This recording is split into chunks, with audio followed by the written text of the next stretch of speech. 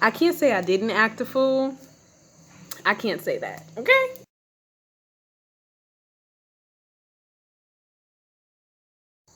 What's up, y'all? Welcome back to my channel. I'm Amir Mazimoyo, and today we're talking Black Breastfeeding Week.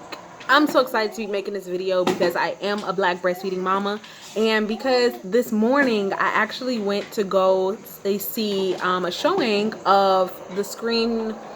I want to say it's a documentary. It's called Chocolate Milk. And y'all, it just really opened my eyes a lot. Like, I'm a doula, and I basically help mothers really tap into their power, tap into their authentic self, tap into their genuine nature when it comes to mothering, and also just that shift in identity when it comes to becoming a mother. There's a saying that goes, when a child is born, a mother is also born. So I think doula work and birth workers is just so important. It's something we definitely have to uphold in our communities. I come from a long line of birth workers. My mother's a birth worker. My sister's, like, this is what we do, okay? So I just kind of want to share with you my story, my breastfeeding journey. I really could relate in some ways to the screening that we saw today, and also just some of the other mothers that I talked to. So I kind of wanted to just share what some of the ups and downs that I went through, because I feel like sometimes, like, if you weren't in this community to see this showing, you know, there are not really platforms to talk about our breastfeeding journeys. And when we do talk about it, just kind of with people around us, sometimes we don't get positive stories. Sometimes we get just, you know, we get the bad and not necessarily the good too. So I want to give you the real, the tea on breastfeeding, and especially breastfeeding as a Black woman. So let me start with this. My son is now 3, and he was first baby I ever breastfed, first baby. I had a home birth, and of course it was completely unmedicated. It was just a very intense thing. Like, y'all, I can't say I didn't act a fool. I can't say that, okay? I'm not gonna get on details, but I can't say I didn't act a fool. But I had him naturally at home. When he was born, we instantly did get to have that chance to have that connection. And I know a lot of moms might not even have that chance, because sometimes in the hospital they'll rush your baby away or whatever. So I was so grateful to have that chance to really bond with him, my husband, and to really kind of form that close bond from an early age. He was a champion nurser. Like, I was confused, he was not, okay? I didn't really know what to do, what position to hold him in, but he really just kind of latched on really well, even as a newborn baby.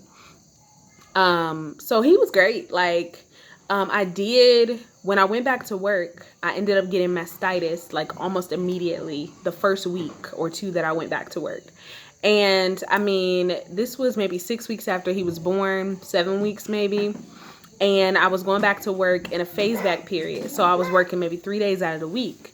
Just that pumping and then going periods of time without feeding him, I had mastitis in my right breast. And so basically what that means is, like, a buildup of milk, and sometimes it can form like a small tiny bead. It literally feels like. And you know, your milk ducts and they're almost like capillaries that the milk comes through to reach your nipple, and they are so small and like hair-like that they can get clogged. So it got clogged, and I was in the bed. Like, I had fever, I couldn't eat anything, I could barely breastfeed. Like, it hurt so bad. And I was just like, how do people go through this? And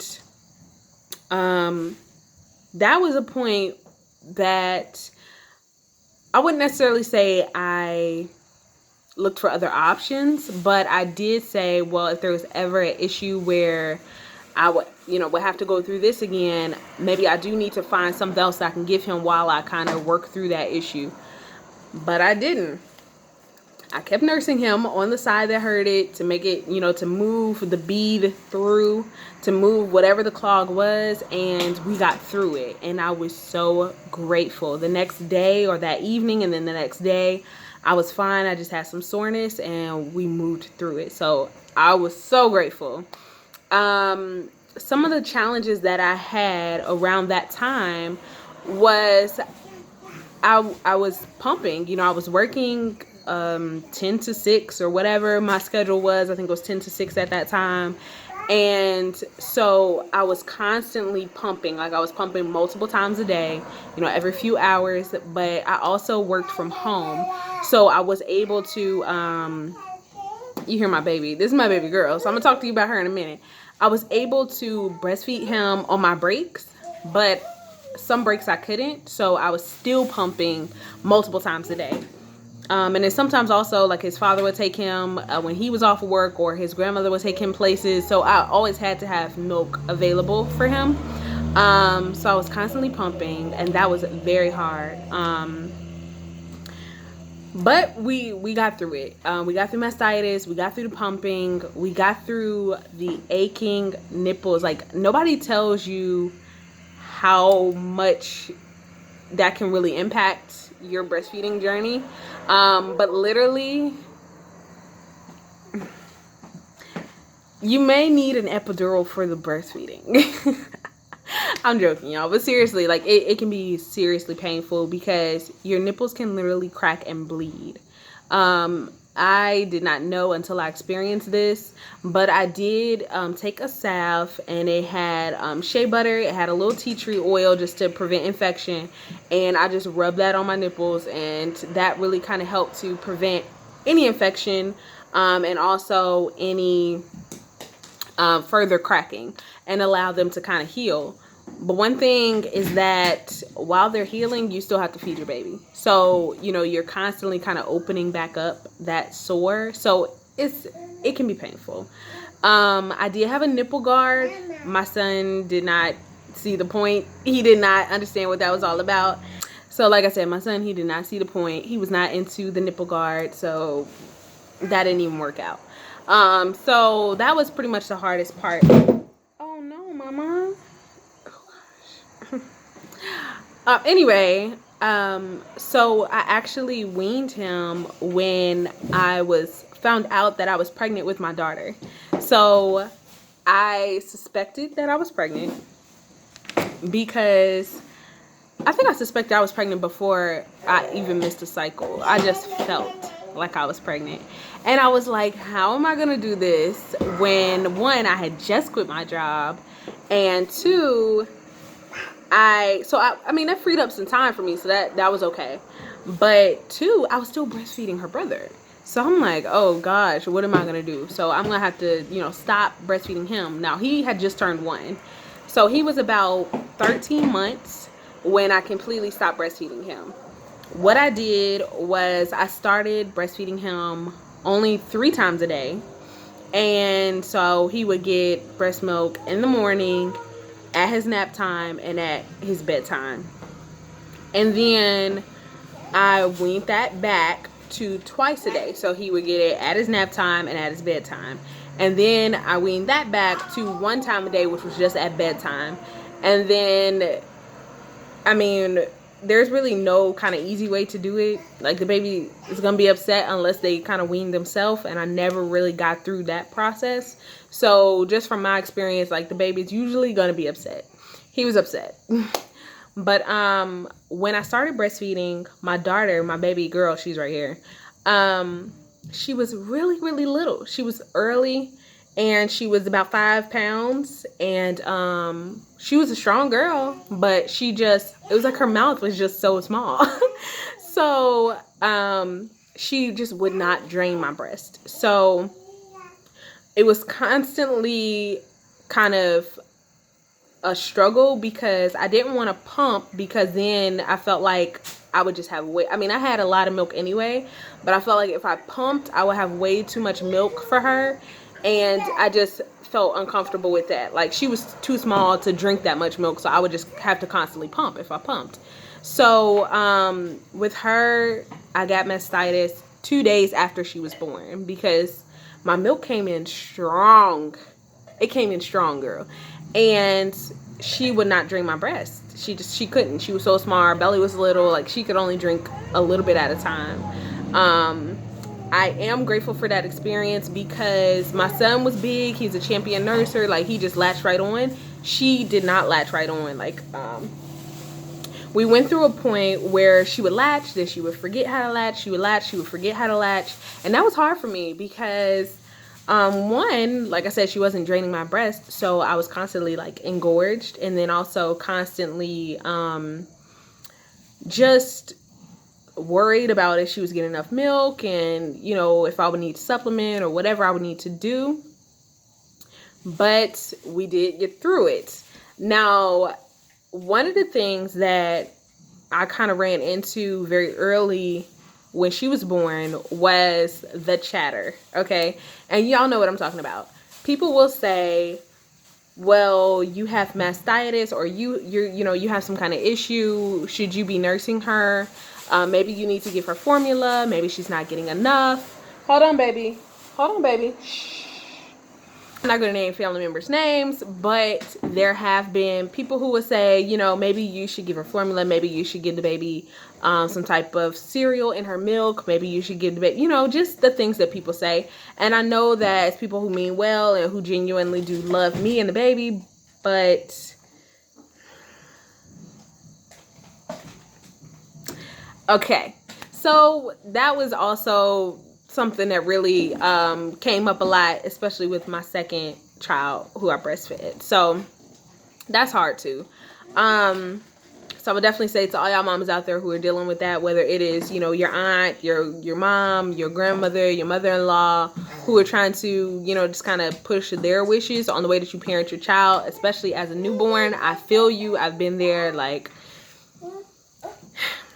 it's annoying. But we made it through. So I breastfed her actually to 13 months. I'm pretty sure. No, I think she was actually 1. I think she was right at 1.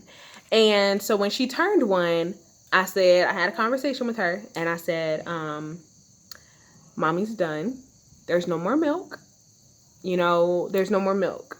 I'm sorry. I understand that you would like to nurse, that you would prefer to nurse, but mommy's tired, and you know, it's time for you to go to your next phase as a big girl and start to eat more food and stop nursing.